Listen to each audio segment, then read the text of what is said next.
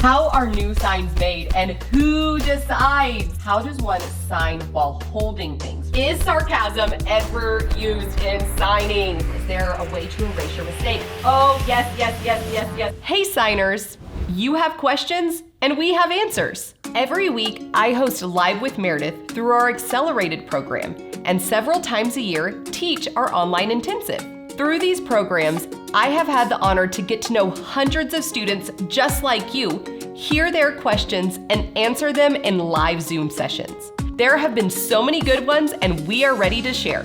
So, let's learn how to sign.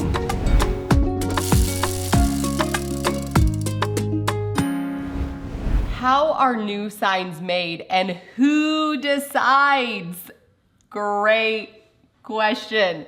Yes, and I saw my mom go, deaf. The deaf community decides. So for instance, Instagram popped up, what was it, 10 years ago? I'm guessing around 10 years ago. And I remember I was living in Tulsa at the time, and it, popped up, and the kids started using, let me see if I'm doing it correctly, Instagram. An I and then a G for picture. And that was like the kids that I was interpreting for, okay? So we have students, right? Middle school, high school students doing Instagram. But as time went on, you started seeing it, okay, this community decides this. This community discusses this. They're all coming up within their area of, this is new. What is going to stick? And the one that I've seen the most, Instagram. Are people still using Instagram? Maybe. They could, but which one stuck, right? So it's the community of how it spreads. Just like MySpace used to be a thing. Is it still, did it stick for eternity? No. Facebook showed up and it said, hey, I'm here and I'm here to stay. Right? So it's those sort of things that it's like what sticks with the community, and it's the deaf who decide it. All right? And whenever it, let me think, I remember there was a video with Amazon. There are many different signs for Amazon, but in Amazon itself, they do Amazon, I think of correctly, in their own store, their own deaf employees use that as their sign because that community decided this is what it is, all right? It wasn't that, the Amazon president said, I think we should come up with a sign name for this, right? It was the deaf community that decided it. Yes, I always go to the deaf community and ask them first if there's a sign that they've been using for whatever. And then I do that and I accept it, and then I go ahead and use it myself. I don't make up a sign myself. I'm asking all the deaf people in my community. So yes, deaf first. Is sarcasm ever used in signing? If yes, would you convey it by the context and non-manual signals? Could you share some examples? Okay. Yes, yes, yes, yes. All right. You can convey any sort of emotion in ASL, and I would honestly say that you can probably convey it even more, and it's very hard to hide those sort of emotions, right? Because non-manuals are encouraged. So if we're looking at sarcasm, and I apologize right now to the teenagers in the room, but channel your inner teenager. all right? The eye roll, that maybe, yes, there have been, I teach teenagers, all right? The amount of eye rolls that I get in a day. Think of that, that sort of thing, the sarcasm with it. So if we're looking for, take the word like, of course. Of course. Duh. Think of yourself saying, duh, right?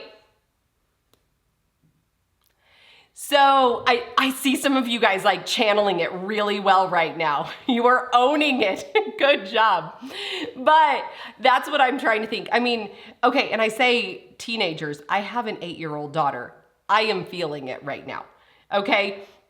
So that emotion, that with it, yeah, that think of saying duh in your head and then see what comes out in your body language whenever you're doing it, okay? So I hope that gives you some kind of idea of that. The sign for like to tease somebody, joking, to tease, all right? So like, kind of giving you an idea of how to use maybe teasing in a form if you don't want it to be straight up sarcastic. Although I am a very sarcastic person with my teenage students, I will say that. Finger spelling question. How do you recover when misspelling a word? Is there a way to erase your mistake? Oh, yes, yes, yes, yes, yes, yes. Great question. Okay, so when you're finger spelling, say I am finger spelling my name, Meredith, and I mess up and I do this. I'm not going to make a big deal and wipe it away and then push it and be like, oh, I'm so sorry. What you do is you go and then start at the very beginning of the word that you're finger spelling. You're not picking it up in the middle or in the middle. You just start at the beginning and you go. Do you see that head nod? And you begin it again and then move on with your mistake. And yes, I make mistakes all the time. It is okay. It is perfectly fine. You just go, nope, that wasn't it, and move on. For those who read lips, how did the pandemic masking impact communication? Honestly, how far, as a deaf person, I have something you need to know about deaf people. We all direct. So the mask made it very hard to be able to talk, communicate, and I know that a lot of people don't understand that being deaf, it means, okay, I talk louder. No, that isn't work. That means you can't hear. So talking louder doesn't help. So having the mask on, the best thing to do is ask, are you comfortable to putting the mask down?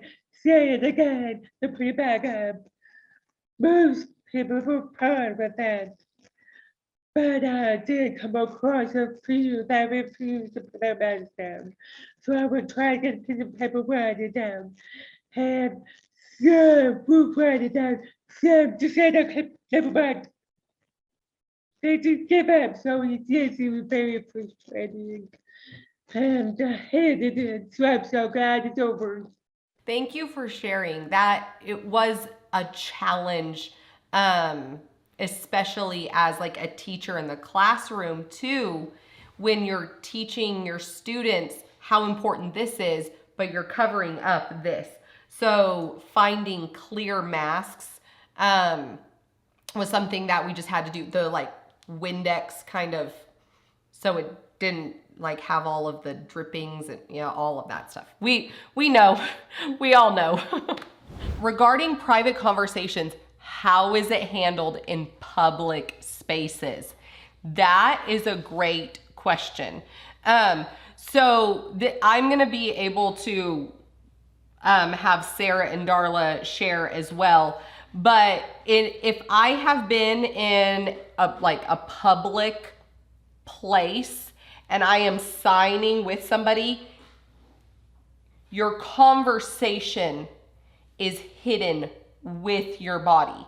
Your signs are typically going to be smaller in this space where they're not as big. You're bringing it in.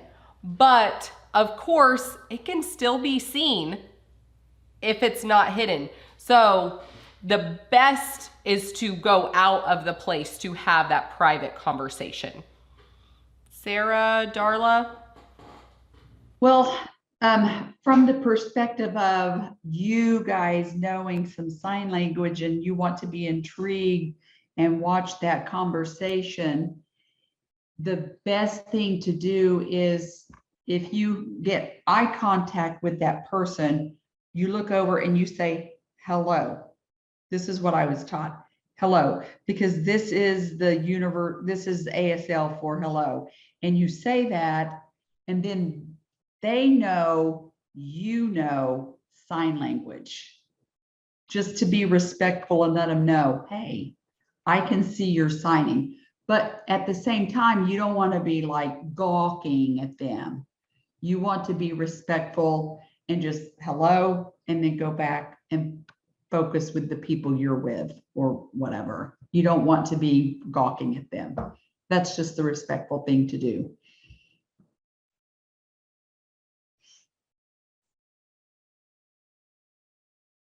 Oh, yes. Okay. I agree. I'm assuming Zoom talking about being in a public with deaf all over. That's what I'm assuming. If we want to have a private conversation, I do want kind of tone, sound small. Or if we really don't want anyone to see it, you could just say, correct. Or if we go out at the hall or out to the bathroom or out the building. Well, correct.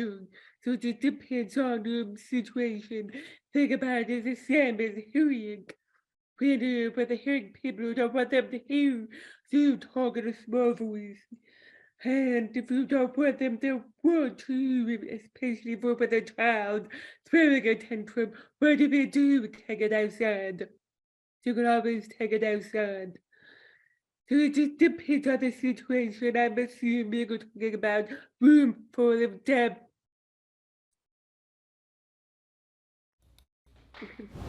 All right, Angela had a question. When signing a song, is it an ASL structure? Time, topic, comment, or signed exact? I'm thinking of the song, Our God is an Awesome God.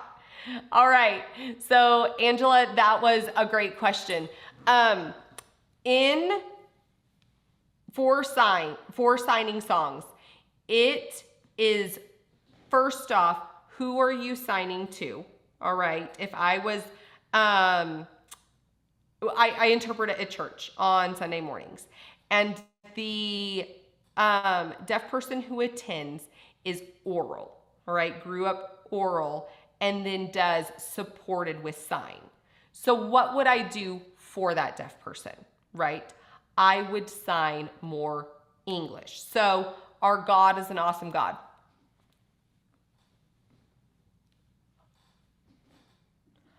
Our God, awesome, wow, God, right?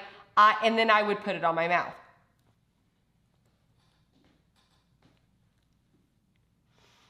With it. But if the person that I was interpreting for was straight ASL,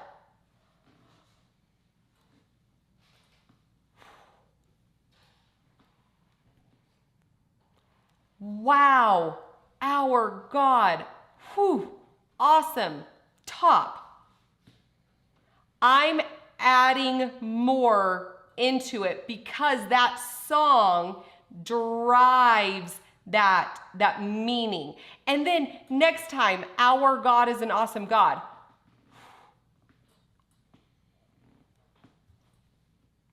wow, our, God, true, treasure, awesome. The deeper the meaning, along with it. I think Brian's trying to pull it up now. So it is for the person that you are signing for first. But if it is you personally, my suggestion would be to take the song and dive deep in it. This is to analyze that song and to change it into the best ASL that you can, because that's the focus, right? The focus is to find the meaning of the song, find the meaning of the words, or whatever it is, okay? So that is my suggestion with that, is for you all, if you are really, really, really going, ooh, you know what, this song, it is a treasure to me. Like, I would really, really, really love to just like work on it and analyze it and think about like, how would I sign this? I would put the focus and the time into ASL, because if you start thinking English, you're going to drop all of that beautiful expression that you can add into it when you're doing signing an ASL interpretation of a song. So I love that question. All right. Oh. This is a song that you interpreted at church last week. Do you Okay. want to sign it for everybody? Oh boy. You're just gonna throw it at me. Nothing like on the spot.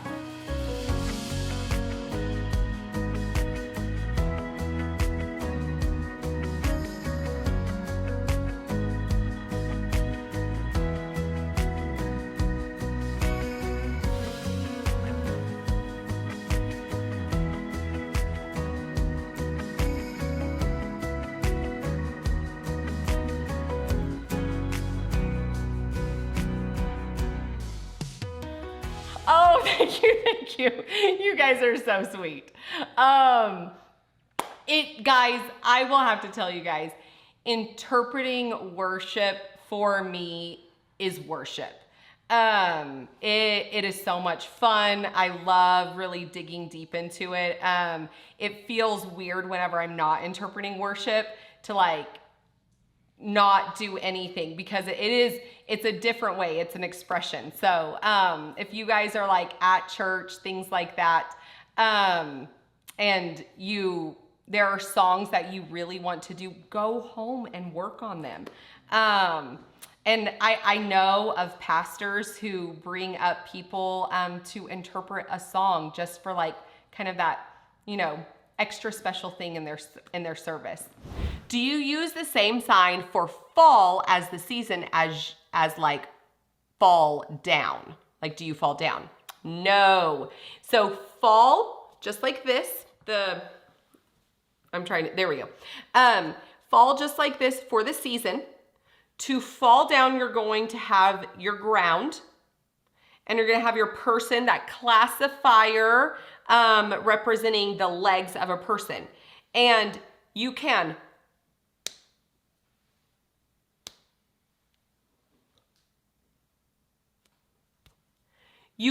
fall different ways. Fall flat on your butt, right? Fall forward. So your non-manuals with that are going to change which way you fall. And this is what we would call a classifier upside down V, which is representing a person's legs. I think we talked about that in 101 when we were talking about directions, and I'm like, walk over here kind of thing. So you can kind of use this to show, a person walking, jumping, dancing, or falling. Great question. Recommendation for warming fingers for finger spelling, especially for older fingers. Yes, I can tell you guys that is very important. I stretch my hands. I do this sometimes. When I'm done interpreting at church, my hands are really cold, like the blood drains down. So I think like warming them up, just stretching them open, shut, practice. Finger spelling with both hands, that's a good practice. All right, next one. How do you show word separation when signing 2 or more words in a row? My town's name has, oh, okay, great. Darla, do you want to answer that, the 2 separation words? Well, what you will do is you'll finger spell and then hop over and finger spell. It's not really, it's just kind of a pause and then go to the next word. Mm-hmm. So, of course, I can't think of a city now. Oh, like New York is how I would sign it. New, pause for a second, move over just a little bit, York. Mm-hmm. That's how I would do it. Yep.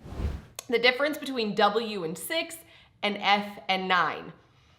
Okay, so for me, I do F9.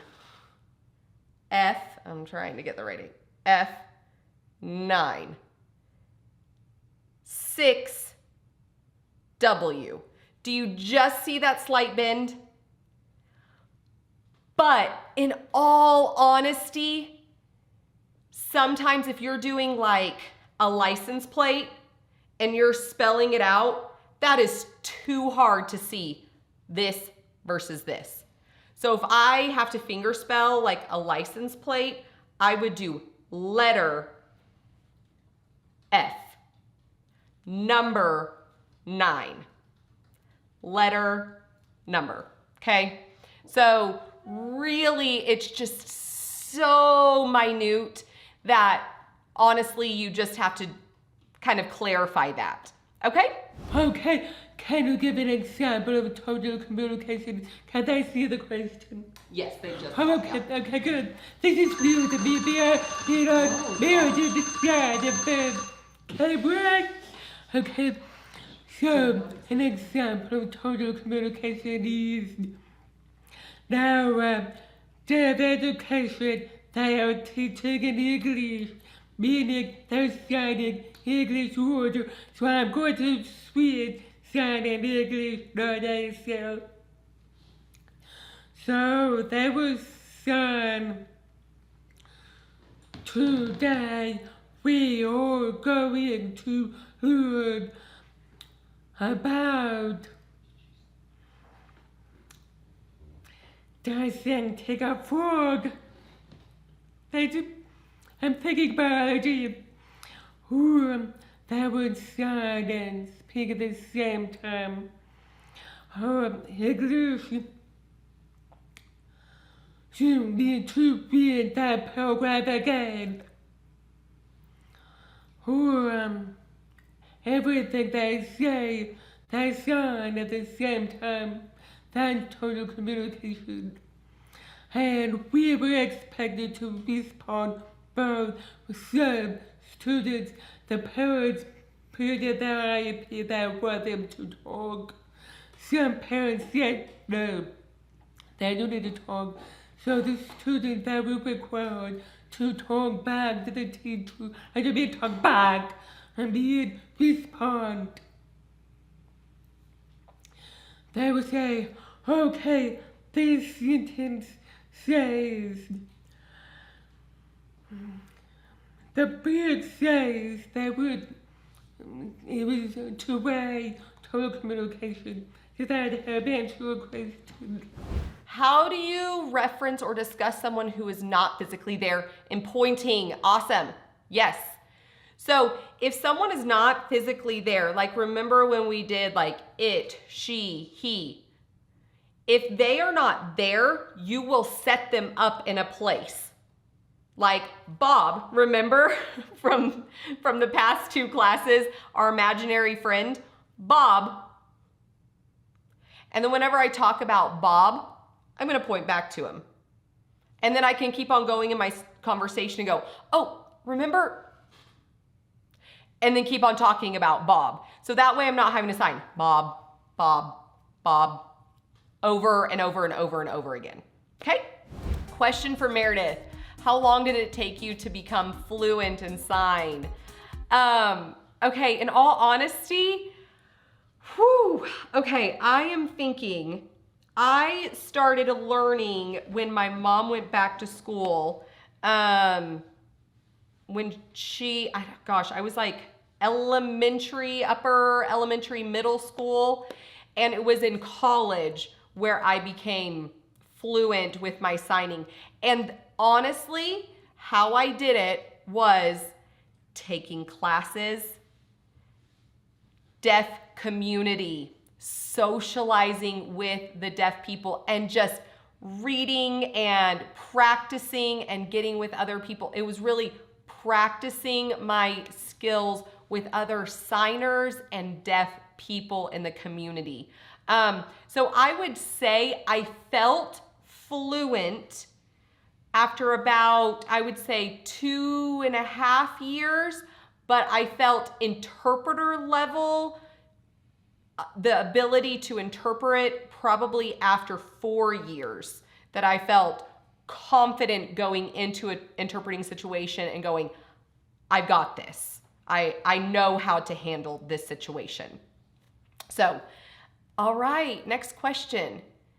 Ooh, how do you sign? How do you sign, or what does that mean? Awesome. So you can do sign what? Or finger spell the word. Say for instance, we wanted to learn the sign for phone. Finger spell it. You can finger spell it or point to it. Those eyebrows down. Or what does it mean?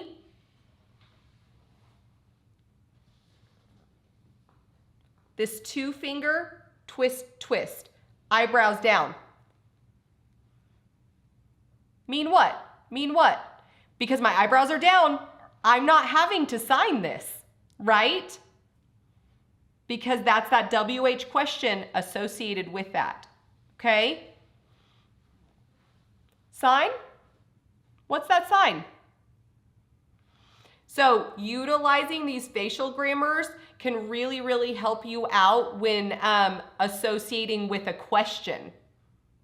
Okay, you can just put that sign, attach it with this, and then it automatically becomes a question.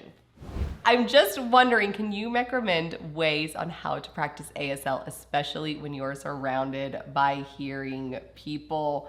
Okay. So this is a shameless plug. All right.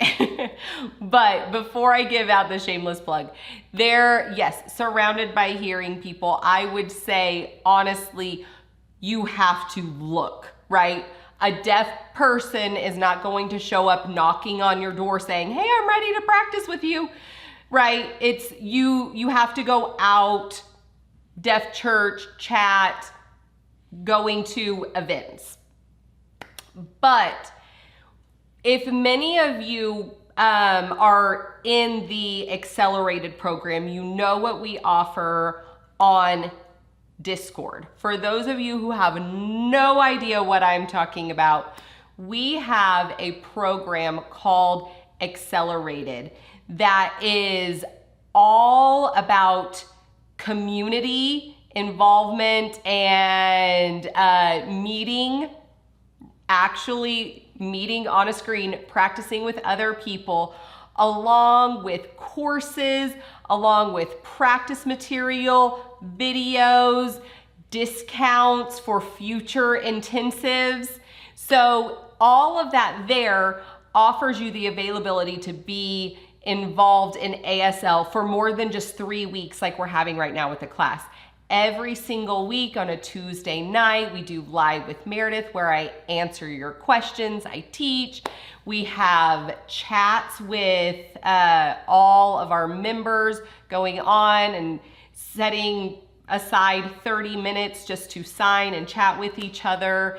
But for those of you that are members right now, thank you for being involved, and encourage other students here. Say, yes, I love it so much and it's so much fun, because we want more people to be able to support each other throughout the week and see many of you all take this love for ASL and then be able to go and use it out in your own community. All right? I am always hesitant to go to local deaf events as an ASL student because I wonder if deaf people get tired of students coming and having to slow down or explain signs. So no, the deaf don't get tired of meeting new people. Don't be, I can understand. Deaf people can be intimidating. I get that. I've had people come up and say, you're intimidating. We don't mean to be intimidating. Deaf people are very direct and blunt. That's one thing you have to remember about deaf people. We're direct and blunt.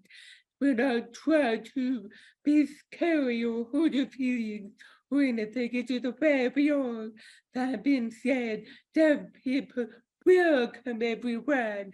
They enjoy meeting new people. They enjoy helping you understand. They see your enthusiasm. We do enthusiasm. Deaf people. Who's this? Yeah.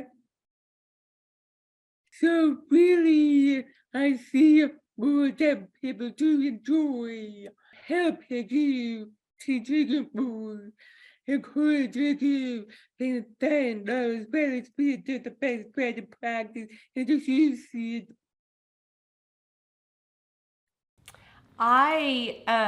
Whenever I was in my interpreting program, it was encouraged to go to the events. There was a once a month silent chat to attend, and then it moved like every Monday, Tuesday, Thursday night at the mall, and it was encouraged to go. This is what I will say. If it is like advertised out there, that is a welcome to come, right? If it is like, hey, here you go. This is this event. If a group is wanting to just be together to chat together, they are going to set up their own time to chat. Darla, has that been your experience as well? Right. And sometimes they get there early to talk to each other before all the other people show up for the chat. Plus, you remember you can talk with the deaf and hard of hearing people there too, but there are also other seasoned signers there, and then there are interpreters who will show up there who are willing to help as well. So there's a variety of people who would be able to help you there, who are willing, and we want to see you guys improve. How does one sign while holding things? For example, I walk with a cane in my dominant hand. So in that situation, cane, signing, my suggestion, it would be best to find a place to sit down and then sign. The balance, I would not want something to happen. But in the instance of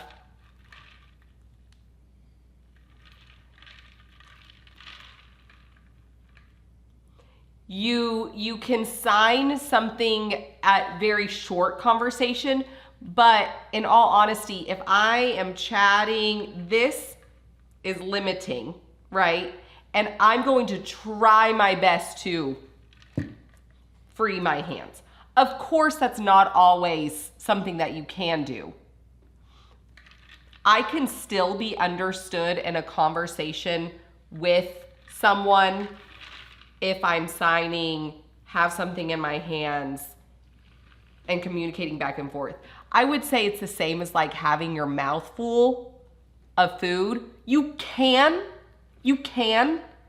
but is it clear? Is it understood completely? Is it also kind of like weird? Like, and we would say rude. But freeing your hands to be able to sign. I'm sure Sarah experiences this a lot. Do you try to put stuff down? Yes, if I have things in my hands and someone comes up to signs to me, I will put my things down. Depending on if there's a table or the floor to put everything down. And I'm sign free my hands. Because it just seems that when you have the sign, it's just awkward. It's not clear. I like the comparison of you to the mouth or the gum.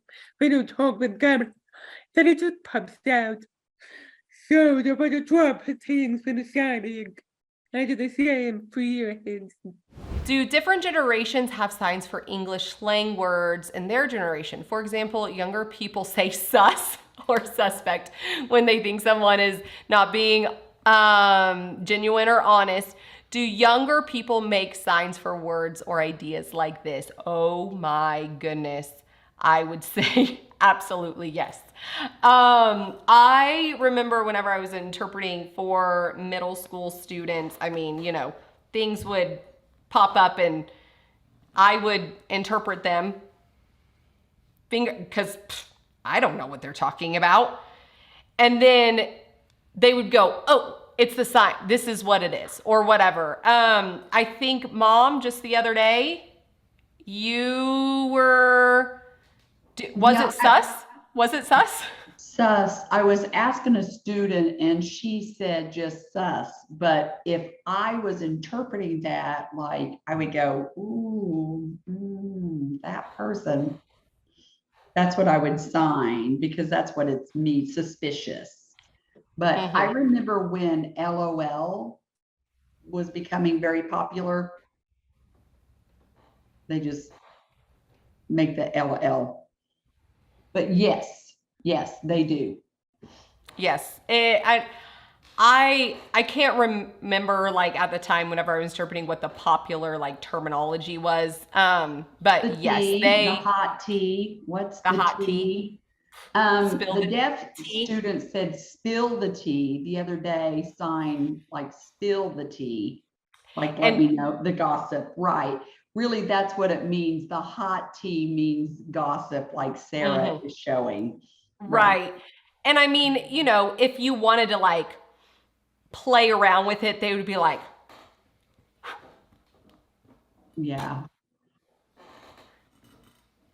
Yeah, like, ooh, yes, what's the gossip? Let me know. yes. So, I mean, it's fun to like play with the language itself.